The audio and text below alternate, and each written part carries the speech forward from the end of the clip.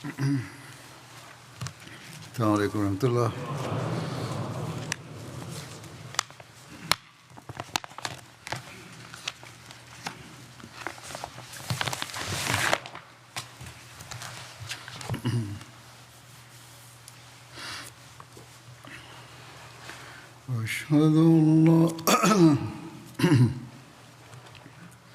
أشهد أن لا إله إلا الله وحده لا شريك له وأشهد أن محمدا عبده ورسوله أما بعد فأعوذ بالله من الشيطان الرجيم بسم الله الرحمن الرحيم الحمد لله رب العالمين الرحمن الرحيم مالك يوم الدين إياك نعبد وإياك نستعين اهدنا الصراط المستقيم صراط الذين أنعمت عليهم غير المغضوب عليهم ولا الضالين.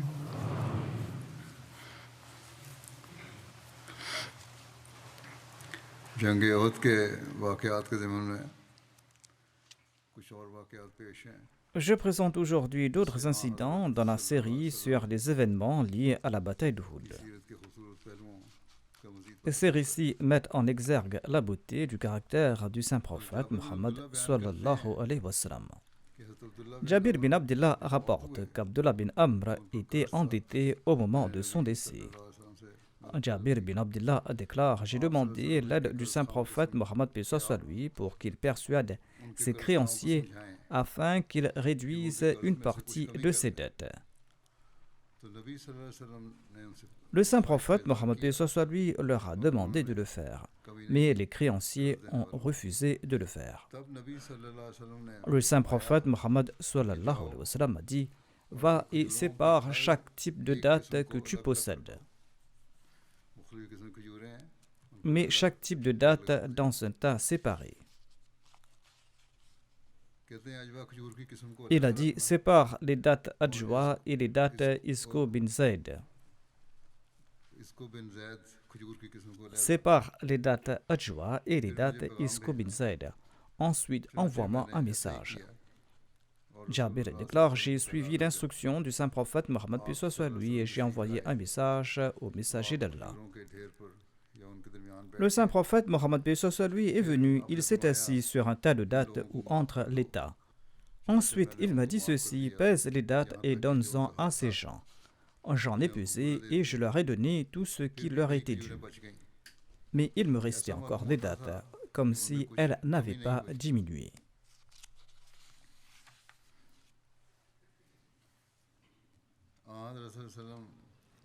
Le saint prophète Mohammed sallallahu alayhi wa sallam a prié en faveur des martyrs d'Uhud en disant: Ô Allah, veuille accorder aux familles des martyrs d'Uhud des personnes témoignant d'une grande bienveillance à leur égard. Hadrat Muslim Maud a expliqué ceci à ce propos. Une vieille femme, à la mère de Mu'adh, avait une vue faible et elle était sortie de Médine par amour pour le saint prophète Mohammed sallallahu alayhi wa sallam. J'ai déjà mentionné ce récit dans le précédent sermon. Après avoir relaté cet incident, le Muslim Maud a déclaré: Lorsque le saint prophète Mohammed sallallahu alayhi wa sallam a vu la vieille femme, il a arrêté sa monture et il lui a présenté ses condoléances suite à la mort de son fils. Le Muslim Maud déclare: Regardez ces événements et voyez à quel point le saint prophète Mohammed sallallahu alayhi wa sallam était soucieux de faire montre de compassion envers ceux qui ont souffert. Ensuite, le saint prophète Mohammed sallallahu alayhi wa sallam a dit à la vieille femme: Sois heureuse et offre aux autres sœurs dont les proches sont morts au combat cette bonne nouvelle. Allah a réuni au paradis tous ceux qui sont morts aujourd'hui lors de la bataille d'Uhud. Et tous ces martyrs ont prié Allah en disant: Ô Allah, prends soin de nos familles.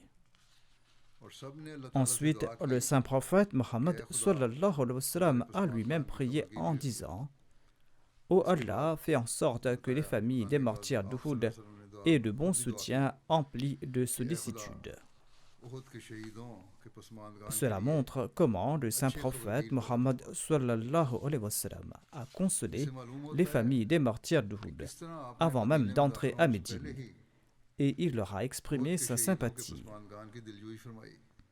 Et bien que le saint prophète Mohammed lui ait été blessé et que ses proches parents étaient morts au combat et que ses compagnons les plus chers étaient décédés, le saint prophète Mohammed lui n'a cessé de réconforter les habitants de Médine à chaque pas. Il ne se souciait guère de sa propre douleur. Il ne pouvait y avoir personne d'autre que lui pour exprimer sa compassion envers les autres en un moment de tant de souffrance, de chagrin et de malheur. En de tels moments, les gens ne sont même pas disposés à parler à quelqu'un, encore moins à lui faire montre de compassion.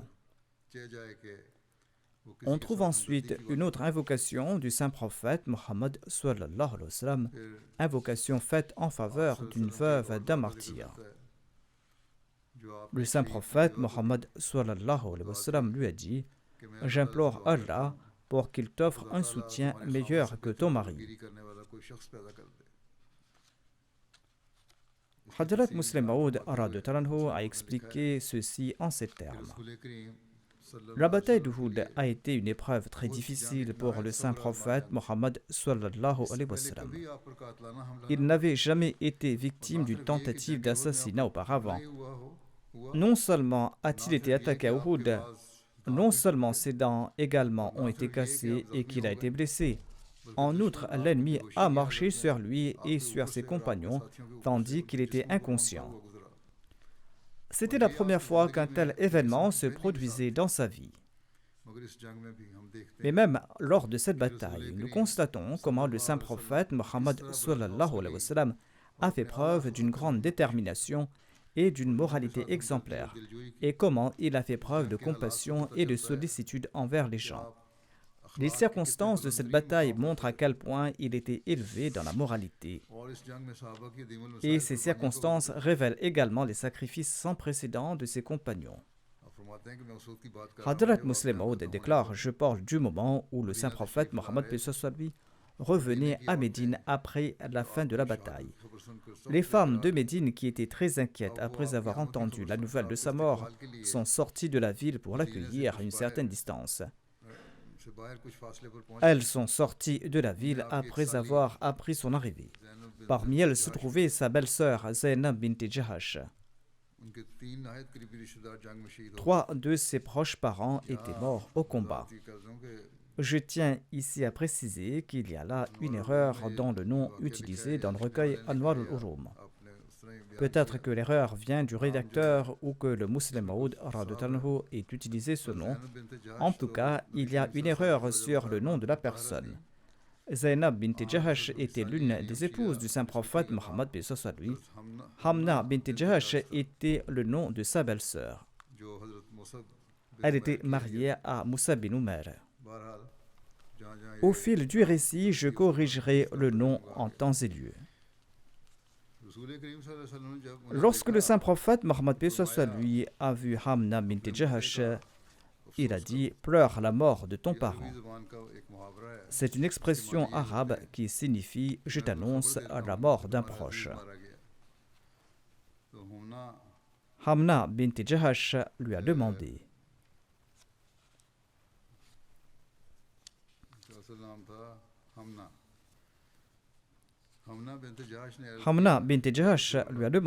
Ô messager d'Allah, sallallahu alayhi wa sallam, pour qui dois-je pleurer? Il a répondu: Ton oncle Hamza est tombé en martyr. En entendant cela, Hamna a récité la formule Inna lillahi wa inna ilayhi raji'un et a déclaré qu'Allah élève son rang, quelle belle mort il a eue.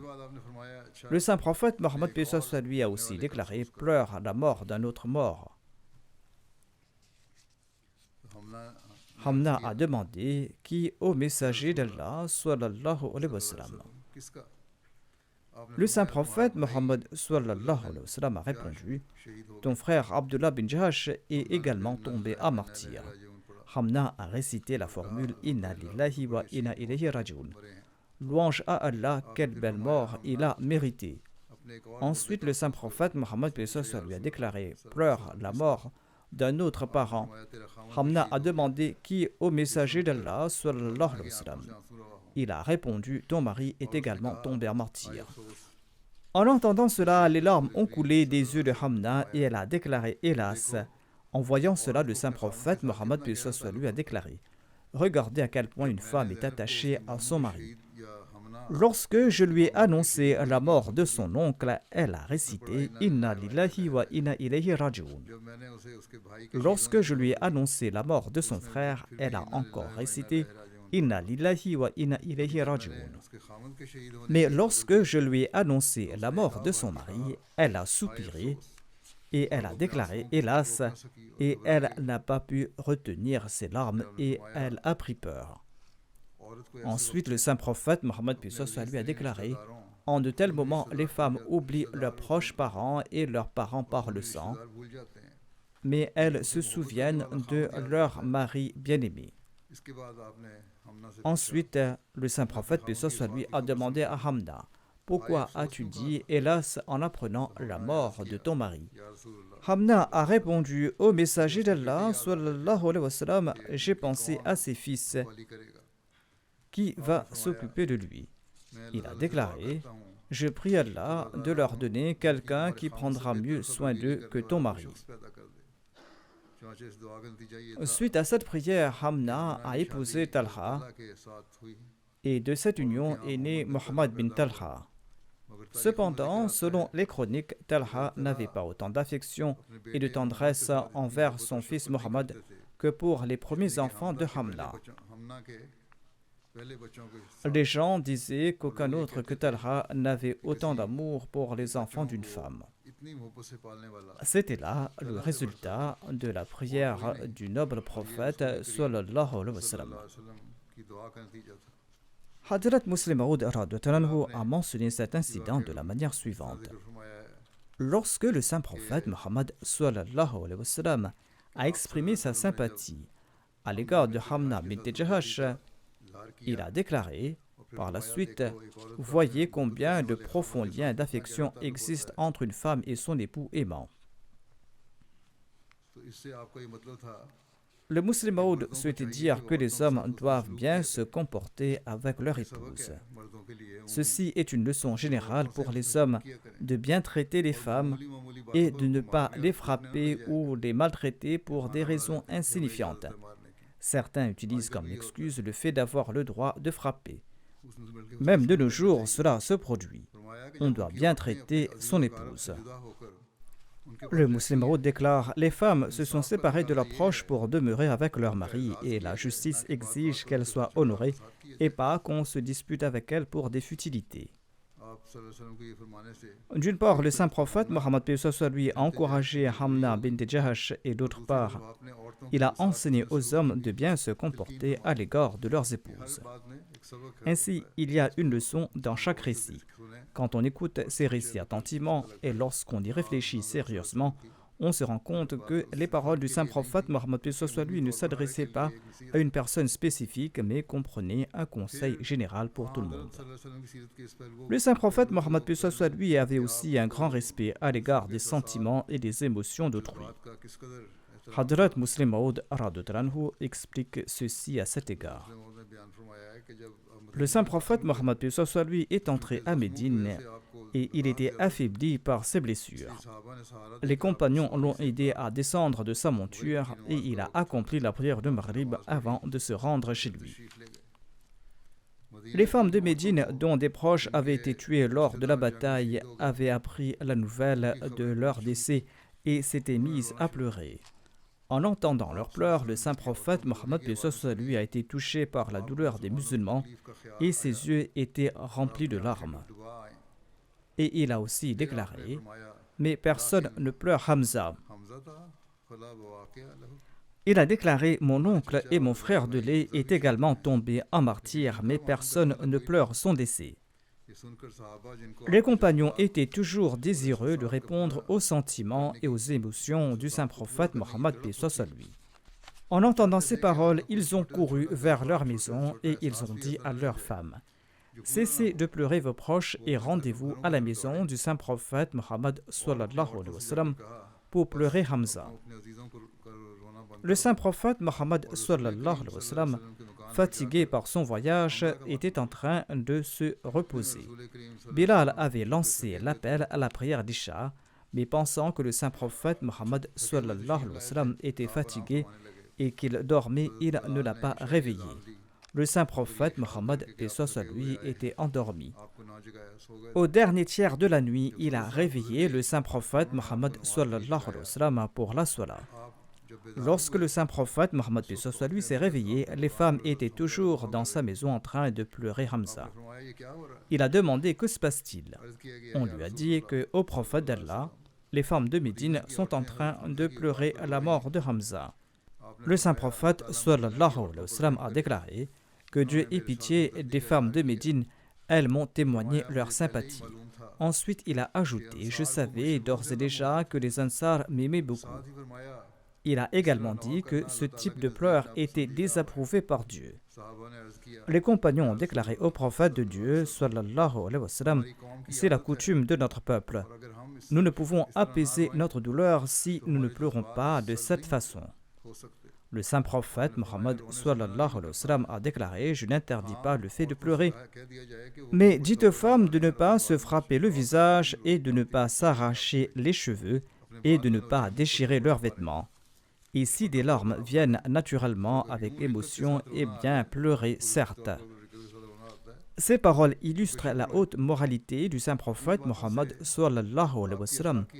et son profond respect pour les sentiments et les émotions des autres, même lorsqu'il était blessé et souffrant. Le Muslim Maud a évoqué cet incident sous un angle particulier. Lorsque le saint prophète Mohammed a vu les femmes de Médine pleurer leur mort, il a craint que les muhajirines et les proches de Hamza ne se sentent exclus. Par souci de leurs sentiments, il a déclaré: est-ce qu'il n'y a personne pour pleurer Hamza aujourd'hui? Lorsque les femmes de Médine ont commencé à pleurer Hamza, il les a dissuadées de le faire de cette manière. Cela montre que s'il avait voulu que Hamza soit pleuré, il n'aurait pas empêché les femmes de le faire par la suite. Lorsqu'il a exprimé son regret qu'il n'y a personne pour pleurer la mort de Hamza, son intention était purement de consoler ces femmes. De même, lorsqu'il a dissuadé les femmes de pleurer la mort de Hamza, son intention était également de les consoler, car il les a empêchées de pleurer tout en les remerciant de leur sympathie. Il a déclaré: je connaissais d'ores et déjà l'insympathie des Ansar à mon égard. Il souhaitait par là qu'ils ne se froissent pas suite à cette interdiction de pleurer. Il les a dissuadés et il les a remerciés. Son attitude dans ce moment délicat nous paraît admirable et grandiose. En effet, dans une situation où un proche a été tué, où on est soi-même blessé et où on se sent menacé dans un avenir proche, il est rare de voir pareille attitude démontrée par le saint prophète Mohammed sallallahu alayhi wa sallam.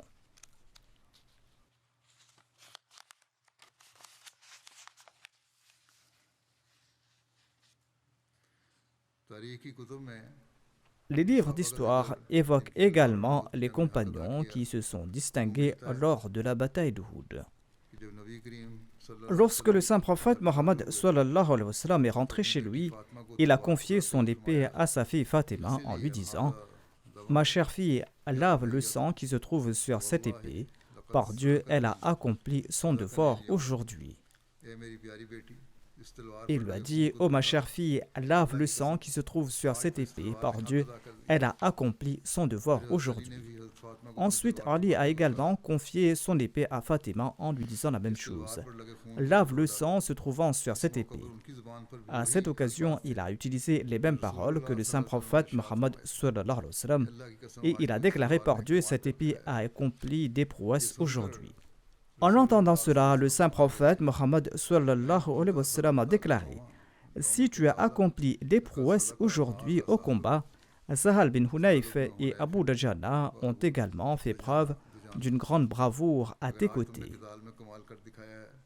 Si tu as accompli des prouesses aujourd'hui au combat, Sahal bin Hunayf et Abu Dajana ont également fait preuve d'un grand courage aujourd'hui. Selon un récit, le saint prophète Mohammed sallallahu alayhi wa sallam a déclaré: et si tu as excellé dans le maniement de l'épée aujourd'hui, Sahal bin Hunayf, Abu Dajana, Asim bin Thabit et Harith bin Sima ont également fait preuve d'une grande bravoure.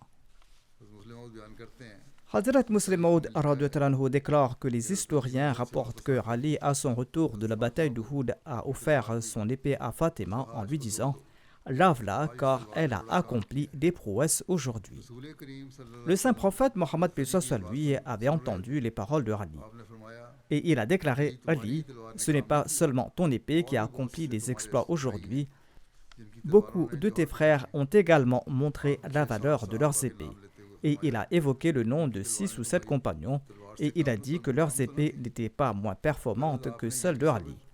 En bref, le saint prophète, paix soit lui, n'a pas toléré que son gendre dise quelque chose qui puisse blesser les sentiments des autres compagnons. Cela montre que le saint prophète, paix soit lui, prêtait attention aux moindres détails. La bataille d'Uhud était un événement important aux conséquences durables. Après cette bataille, les gens s'inquiétaient que l'ennemi ne devienne plus audacieux ou que l'avenir ne s'annonce pas bien. En pareille situation, on ne se soucie guère de ces faits mineurs. Mais le saint prophète Mohammed sallallahu alayhi wa sallam, quant à lui, a fait preuve de compassion et de sollicitude envers tout le monde. Ici se terminent les récits sur la bataille d'Uhud. Je mentionnerai maintenant une autre expédition militaire appelée la Ghazwa Hamra ul-Asad qui a eu lieu au cours du mois de Shawwal en l'an 3 de l'Hégire. Cette expédition était en fait une partie et la continuation de la bataille d'Uhud, et c'est grâce aux résultats de la Ghazwa Hamra ul-Asad que la bataille d'Uhud est considérée comme une véritable victoire pour les musulmans.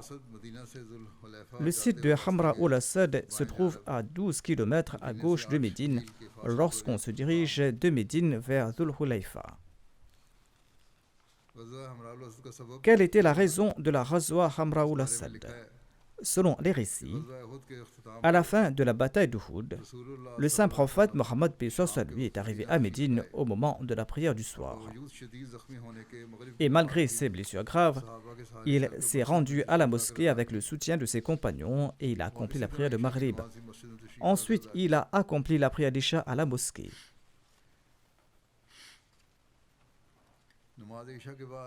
Après la prière d'Isha, le saint prophète Mohammed lui est rentré chez lui.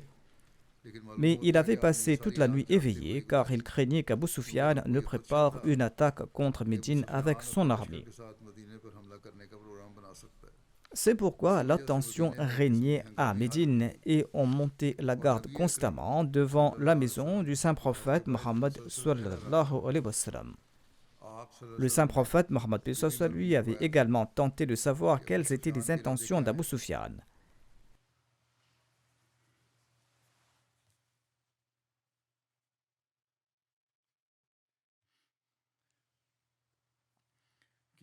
Allait-il préparer une attaque contre Médine? Le rapport initial indiquait qu'Abu Sufyan se hâtait avec son armée vers la Mecque, mais le saint prophète Mohammed lui n'a pas négligé cette situation. Les craintes du saint prophète Mohammed lui se sont avérées fondées. Et avant que la nuit ne se termine complètement, il a reçu l'information qu'Abu Sufyan se préparait à attaquer Médine avec son armée. Lorsque les polythéistes sont revenus du champ de bataille d'Uhud, ils rencontraient en cours des routes des gens, et lorsque ces derniers apprenaient la nouvelle de la bataille, ils se moquaient des Koraïchites en disant que ni n'avez-vous tué Mohammed sallallahu alayhi wa sallam, ni n'avez-vous ramené les femmes musulmanes, ni n'avez-vous fait des prisonniers, et ni n'avez-vous pris aucun butin. De quelle victoire parlez-vous? En entendant ces railleries, l'armée Koraïchite a atteint un lieu appelé Rawha, qui se trouve selon certains à 34 km de Médine ou 55 km de Médine selon certains. L'armée des Koraïchites a campé là-bas. Et ils ont commencé à discuter entre eux, se demandant s'il était vraiment juste de revenir sans prisonniers, sans butin. Ce sera une grande honte selon eux. Ils pensaient qu'ils devraient faire demi-tour et attaquer Médine.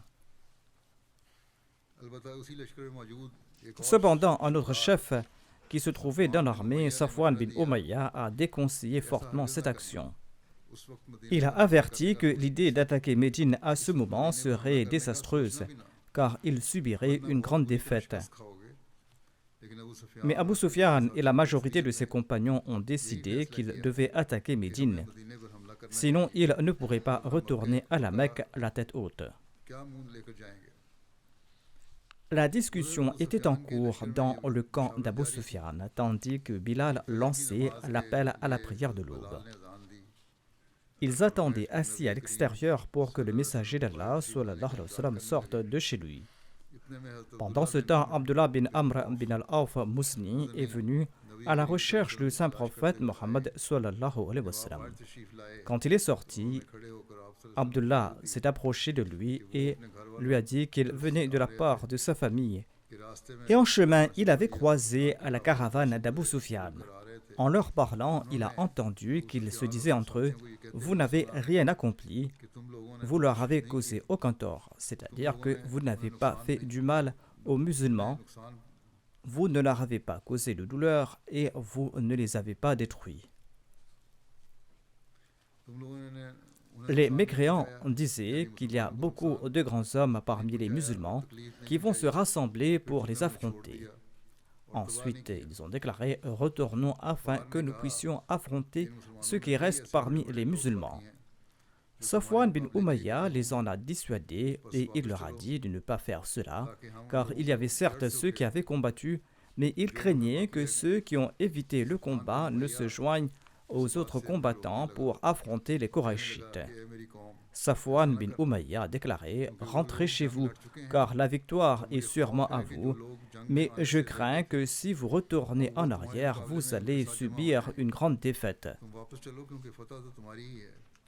Lorsque le saint prophète Mohammed sallallahu alayhi wa sallam a entendu cela, il a commenté « Safwan n'est pas si intelligent, mais sa proposition est très judicieuse, c'est-à-dire le fait qu'il a empêché Abu Sufyan d'attaquer Médine. »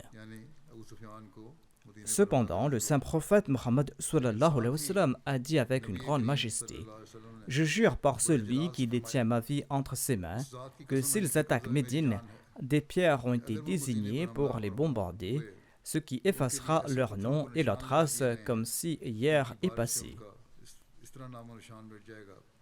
Quoi qu'il en soit, je donnerai plus de détails à ce sujet plus tard, Inch'Allah.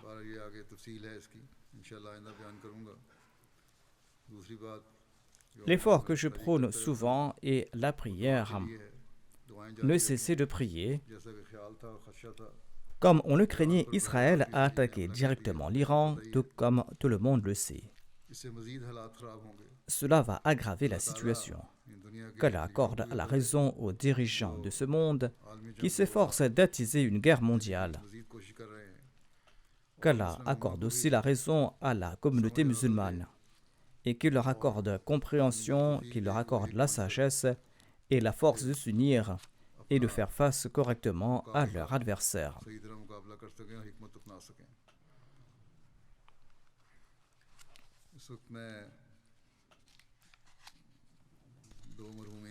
Je tiens également à mentionner ici deux personnes qui sont décédées récemment.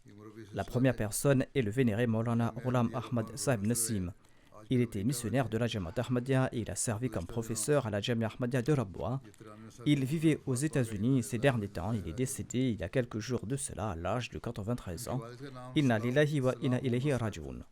Son père Salah Mohammed Saheb a commencé à chercher le Mahdi après avoir vu le signe de l'éclipse du soleil et de la lune.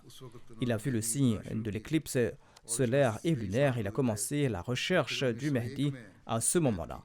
Ensuite, plusieurs années se sont écoulées et il a finalement prêté le serment d'allégeance en 1901.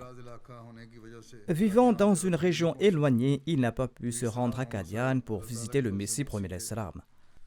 Par la grâce d'Allah, Mir Salah Mohammed Saheb était un moussi et il a dû faire face à une forte opposition en raison de son acceptation de l'Ahmadiyya. Leur famille était le seul foyer Ahmadi de leur village. Mir Ghulam Ahmad Nassim Saheb a fait sa demande de waqf pendant ses études en 1947. Sa requête a été acceptée et il a reçu les instructions de poursuivre ses études. En 1948, il a commencé à enseigner à la Madrasa Ahmadiyya de Ahmadnagar après la partition. En 1954, il a obtenu le diplôme de Maulvi Fazil et il a obtenu le diplôme de Shahid de la Jamiatul Mubashirin. Et il a reçu sa première affectation sur le terrain en 1957.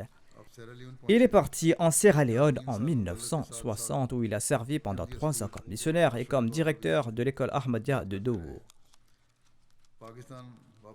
À son retour au Pakistan, il a été affecté à la Jamia Ahmadiyya. Il a également assumé les fonctions de bibliothécaire en chef. Il prenait également des cours lorsqu'un professeur était en congé. Au cours de cette période, il a obtenu une maîtrise en arabe de l'université du Pendjab.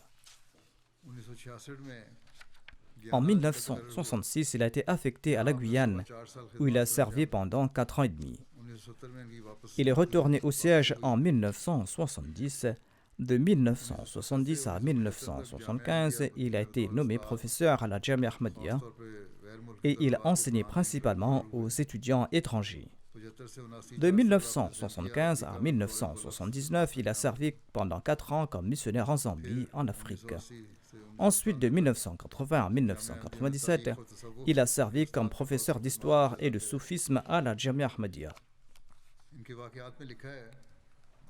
Selon ses mémoires, il a servi en Sierra Leone, en Guyane et en Zambie pendant 11 ans, restant à l'étranger pendant toute la période sans sa famille. Feu le 4e calife avait également mentionné sa femme et ses sacrifices dans un de ses discours. Son épouse, Amtul Mannan Kanwal Sahiba, était l'ancienne directrice de la Fazal Omar Girls School à Rabwa. Allah leur a accordé 4 enfants qui sont tous au premier rang des services qu'ils rendent à la Jamaat et ils sont tous instruits. L'une d'entre elles est la docteure Amtul Shakur Sahiba. Elle est l'épouse de la docteure Abdul Hafiz et se trouve aux États-Unis.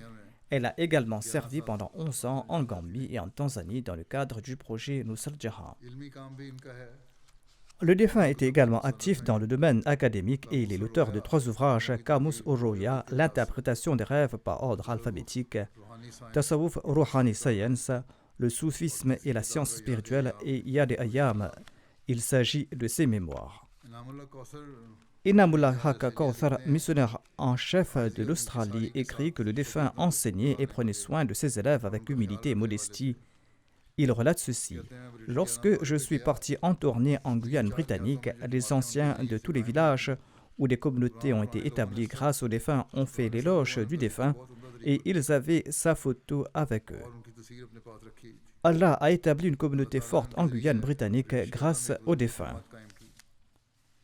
Alaik Mushtaq Saheb, un missionnaire de la Jamaat au Suriname, écrit que Maulana Mir Ghulam Ahmad Naïm Saheb a effectué 3 visites au Suriname de 1967 à 1969 pendant son séjour en Guyane et il a séjourné plusieurs semaines au Suriname pour redynamiser la communauté locale.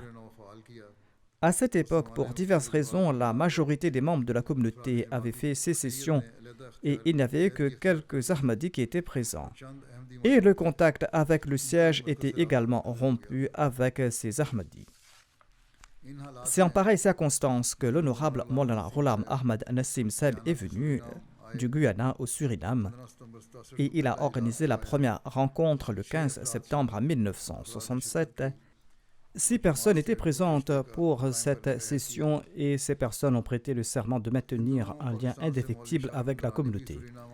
À cette époque, le Maulvi Shah Ahmad Nourani du Pakistan était également au Suriname et il prononçait des discours haineux contre la communauté à divers endroits. Maulana Nassim Saeb a également organisé plusieurs réunions pour répondre à ces accusations et a diffusé 3 émissions radio sur la véracité du Messie premier Islam. Lors de sa deuxième visite en mai 1968, il a aussi posé la première pierre du centre de la mission à côté de la mosquée en construction et la construction a été achevée après quelques années. Il a défié l'imam de la Jamaat Lahori Abdurrahim Jagou et l'imam de la Jamaat sunnite à un débat. Il avait également publié plusieurs brochures sur la véracité du Messie premier Islam. Le 21 juin 1968, lors d'une réunion de questions et de réponses organisée au domicile d'un membre de la communauté, les musulmans malveillants ont attaqué les membres de la communauté. La table principale se trouvait devant la porte d'une pièce et les personnes assises à la droite et à la gauche de Maulana Saeb l'ont poussé dans la pièce et ont fermé la porte de l'extérieur. Les agresseurs ont violemment tabassé les membres de la communauté et les ont frappés avec des chaises en bois. En plus des hommes, plusieurs femmes ont été également grièvement blessées lors de cet incident. Maulana Saeb a crié de l'intérieur de la pièce « Faites-moi sortir, je vais aussi les combattre ». Il était en effet très courageux. Les malveillants ont également emporté une mallette de Maulana Saeb contenant son passeport et d'autres effets personnels. La police l'a récupéré quelques jours plus tard. Quoi qu'il en soit, après un incident, il a pris contact avec la police et les autorités compétentes de manière intensive pour assurer la sécurité des membres de la communauté. Le défunt a également donné des conférences sur l'islam et les problèmes contemporains au centre culturel. Il a exhorté les membres de la communauté à maintenir un contact régulier avec le siège. Ainsi, grâce à ses efforts, une communauté dispersée s'est remise sur ses pieds et par la grâce d'Allah, les missionnaires qui sont venus par la suite l'ont renforcé davantage. Et maintenant, c'est une jamaat très forte par la grâce de Dieu, qu'Allah élève le rang du défunt et qu'il perpétue ses bonnes œuvres parmi ses descendants et sa progéniture. Le prochain défunt que j'évoquerai est l'honorable Dr Ihsanullah Zafar Saeb, l'ancien émir de la Jamaat des États-Unis. Il est décédé quelques jours de cela à l'âge de 91 ans. Inna lillahi wa inna ilayhi raji'un. Par la grâce d'Allah, il était moussi et il a eu l'occasion de servir pendant une longue période en tant que président local, en tant que vice-émir de la Jamaat des États-Unis et en tant qu'émir de la Jamaat des États-Unis de 2002 à 2016. Il possédait de nombreuses qualités. Il était un homme très aimant et compatissant, il avait une grande magnanimité et il laisse derrière lui 2 filles.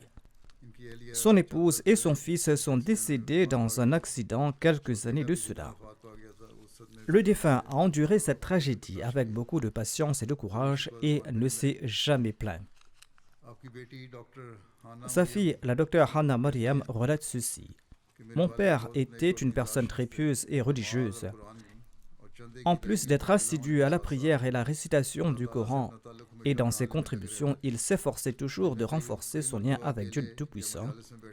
Il levait souvent les mains en supplication tout seul ou en compagnie d'autres personnes plusieurs fois par jour. Il ne se souciait jamais de ce que les autres pourraient penser de lui. Malgré les difficultés de la vie, il a toujours enseigné à ses enfants de remercier Dieu en toutes circonstances. » Sa fille ajoute « Mon père était un dévoué suivant très sincère du califat. Il avait une grande connaissance de la religion, de l'histoire et de la politique.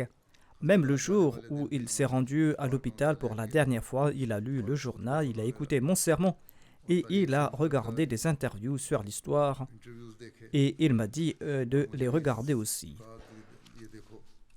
Il ne donnait jamais la priorité à sa propre connaissance et à ses opinions sur celles des autres, mais il écoutait, il réfléchissait et il jugeait tout avec calme. Il possédait une connaissance très profonde du Coran et de sa traduction. Il nous expliquait le sens du Saint-Coran et il nous expliquait aussi l'impact de ses enseignements sur notre vie. On pouvait également voir un aspect d'amour pour le saint prophète Mohammed sallallahu alayhi wa sallam et de gratitude envers Dieu le Tout-Puissant dans sa vie personnelle, dit-elle. Un jour, pendant le repas, il a commencé à faire une invocation et il nous a dit que le saint prophète Mohammed sallallahu alayhi wa sallam et ses compagnons avaient parfois si peu de nourriture qu'ils devaient se contenter de dattes et du pain trempé dans du vinaigre. Malgré tout cela, dit-il, nous voulons toujours davantage. Nous devons être davantage reconnaissants. Il avait un grand zèle pour aider les nécessiteux, dit-elle. En 1967, il a eu l'occasion de se rendre à la Mecque. En chemin, son regard s'est posé sur un homme qui n'a rien dit, mais ses yeux exprimaient la détresse et la faim. Sa fille raconte que son père a donné à cet homme l'argent qu'il avait sur lui. Celui-ci l'a remercié du regard avant de se diriger vers un stand de nourriture. Sa fille raconte que quelques années de cela, il a ramené à la maison 3 tapis turcs. En voyant cela, ma mère lui a dit qu'il les avait payés très cher et qu'il n'en avait pas besoin. Le défunt a déclaré que la femme qui les lui a vendus n'avait pas d'autre source de revenus et qu'en voyant sa passion, il a voulu l'aider. Il voyait toujours les qualités des autres et pas leurs défauts. Il nous conseillait également à nous, ses enfants, de ne jamais le décourager face aux difficultés. Il disait qu'il fallait toujours demander tout à Dieu et être satisfait de ce qu'il nous offre. C'était le conseil qu'il nous donnait à tous et il le répétait souvent. Le docteur Nassim Rahmatullah Saheb écrit à son sujet « Je travaille avec le docteur Ihsanullah Zafar Saheb depuis 1989. Il était un homme très pieux et muttaqi. Il avait un amour profond et passionné pour le califat. » Le docteur Mubashir Mumtaz Saheb, qui se trouve aux États-Unis, relate ceci. Le défunt a donné des instructions aux membres de l'AMLA sur un nom très doux. S'il n'était pas d'accord avec une suggestion, il expliquait en donnant des arguments au lieu d'imposer sa volonté par la force. Même lorsqu'il parlait de quelque chose de sérieux, il ne durcissait pas le ton de sa voix, ses explications touchaient le fond du cœur. Mirza Ehsan Saheb relate ceci. J'ai eu la chance de travailler pendant de nombreuses années avec Ihsanullah Zafar Saheb. En tant qu'émir, je l'ai vu tisser des liens très forts entre les membres de la Jamaat et le califat, ainsi que la Jamaat. Il était un homme très simple, compatissant et pacifique, soucieux des pauvres, dépourvu d'artifice et d'hypocrisie, totalement exempt d'avarice et de cupidité.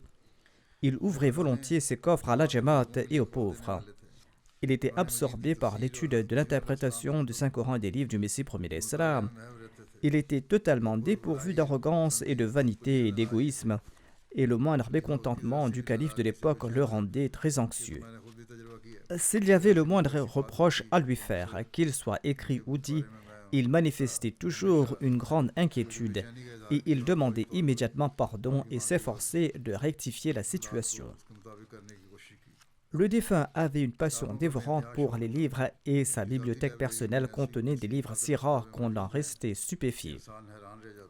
Il avait un amour et une passion pour le Coran. Que ce soit dans une réunion ou dans une assemblée, il réfléchissait constamment sur les versets du Saint-Coran. Ces assemblées étaient simples et pleines d'amour et attiraient tout le monde. En tant qu'émir, il n'a jamais observé aucun protocole pour lui-même. Il était quelqu'un de très simple. Zahir Bajwa Saheb écrit ceci. Un ami m'a dit qu'Ihsanullah Zafar Saheb venait à la mosquée tranquillement et il a nettoyé tout seul la mosquée et les toilettes lorsqu'il n'y avait personne. Lorsqu'on lui demandait pourquoi il le faisait, il répondait que cela lui donnait l'occasion de se purifier l'âme. Il était quelqu'un de très humble. La personne rapporte que le défunt avait un grand amour pour Dieu et sa compréhension de la position du saint prophète Mohammed lui et son amour pour le Messie premier d'Islam et sa dévotion au calife étaient exemplaires. Son amour pour le Coran était indescriptible. Chaque fois que nous essayions ensemble dans sa voiture, il plaçait un CD du Coran et à la maison, la MTA était toujours allumée. Chaque fois que nous venions à la mosquée Baitur Rahman, il mettait la MTA où était diffusée la récitation du Coran. Chez eux, il n'y avait que du Coran et des tafsirs, des commentaires du Saint-Coran partout et une grande quantité d'ouvrages dans des armoires dans presque toutes les pièces. Il ne se contentait pas de réunir ces ouvrages, mais il les étudiait régulièrement. La mère du défunt souhaitait qu'il rencontre quotidiennement Hazrat Mirza Bashir Ahmad Sahib lorsqu'il étudiait à Rabwa, ainsi que Hazrat Maulana Ghulam Rasoul Sahib Rajiki pour leur demander des prières. Le défunt relate à ce propos: je faisais de mon mieux pour rencontrer ces deux personnalités et ma réussite dans le domaine de l'éducation et dans d'autres domaines de formation est en grande partie due à ces deux grands hommes. Ils ont joué un très grand rôle dans ma vie. Le défunt aimait tout le monde, mais il avait un amour particulier pour les Ahmadis défavorisés, et cet amour était indescriptible. Il ne pouvait jamais penser du mal de personne, mais il avait toujours un pincement au cœur pour ceux qui n'étaient pas prêts à se sacrifier pour la communauté Ahmadiyya. Et il exprimait parfois ce sentiment. Son désir ardent était que chaque Ahmadi comprenne le statut véritable du Messie premier l'Islam. Il souhaitait que nous comprenions et que nous adoptions et que nous diffusions le message du Messie premier l'Islam, et il ne cessait de réfléchir à de nouvelles méthodes pour y parvenir. Le défunt m'écrivait aussi à ce sujet de temps à autre à ce propos. Le défunt était également très attaché à la construction des mosquées. De nombreuses mosquées ont été construites à son époque. Il avait une foi très forte dans la prière. Une fois, lors d'une réunion de l'administration, quelqu'un a dit quelque chose qui amoindrissait l'importance de la prière. Le rapporteur a dit qu'il n'a jamais vu le défunt aussi en colère lors de cette rencontre, à cette occasion suite à ses propos. Le défunt menait une vie très simple. Son passe-temps, c'était de construire des mosquées. Il acceptait l'opinion de tout le monde, mais il désapprouvait qu'on ne construise pas de mosquées. Tant qu'il était en bonne santé, il faisait lui-même le nettoyage complet de la mosquée Batul Nasra à Wilkesboro, et il le faisait chaque jeudi. Allah lui a accordé la grâce de participer activement aux sacrifices financiers. Mirza Mahfour Ahmad Sahib, l'actuel amir de la Jamaat des États-Unis, écrit ceci: Allah le Tout-Puissant a accordé au docteur Ihsanullah Zafar Sahib le privilège de servir en tant que Naïb Amir et plus tard en tant qu'amir de la Jamaat Ahmadiyya des États-Unis, et il a servi pendant une longue période. Moi-même, j'ai effectué 3 visites aux États-Unis pendant son mandat d'émir, et il a organisé et accueilli ces visites avec une grande amabilité. En raison de sa maladie, sa mobilité était très limitée depuis plusieurs années, mais il continuait à assumer pleinement ses responsabilités d'émir avec joie. Dans ses conversations, il citait souvent le Messie premier l'Islam. Dans ses conversations, il citait souvent les ouvrages du Messie premier l'Islam. Il parlait du Messie premier l'Islam et il faisait des références à ces ouvrages exprimant un lien particulier avec le Messie premier l'Islam. Il avait un lien profond avec le califat et il lui vouait une grande obéissance.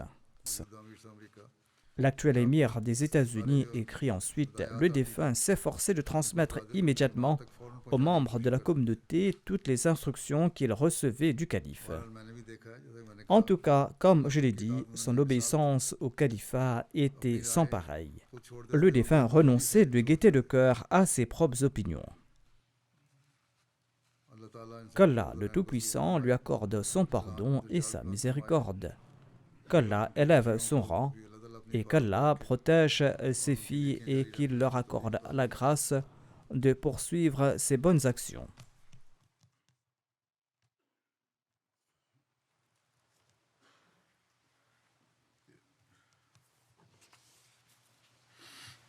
Alhamdulillah,